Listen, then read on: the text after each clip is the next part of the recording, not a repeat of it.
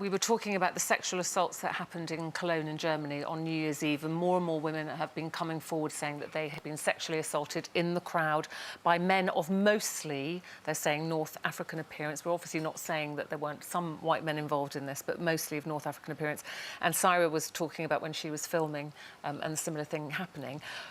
And you were saying this is a cultural thing. You know, we just want to make clear we're not talking about people's religion necessarily, but their culture. This is a cultural thing, a political thing, and you know, part of society. So how do we change it, Jane? Because, you know, if we're going to accept migrants into the country, whether they're economic migrants or whether they're refugees from a war-torn country, and they're going to live amongst us, you know, these men have to be taught.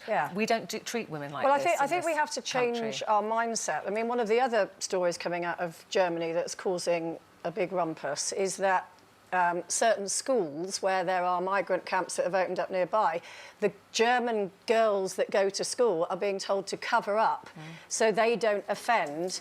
Now, come on, you know, exactly. Welcome all, but when you come here, you are coming into our culture, our way of life. What we do here is that we do this citizenship test and we ask them about, I don't know, William the Conqueror and when was the Battle of Hastings. That's sort of irrelevant. What we need is to put in questions about, you know, cultural practices and behaviour, and this is what is acceptable here.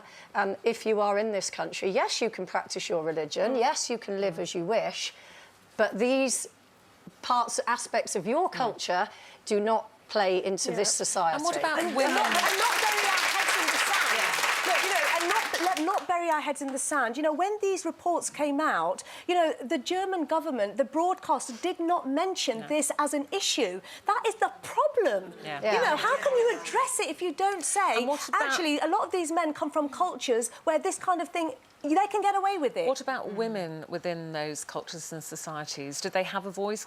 Can they get a voice? Because until they have a voice and tell people what is happening to them, look, I come it? from a community where women just don't have a... They have a voice, but they can't talk about domestic violence. They can't talk about rape. They can't talk about so many things that affect them because it brings shame on the family. You can be killed for these things. You can have acid thrown in your face.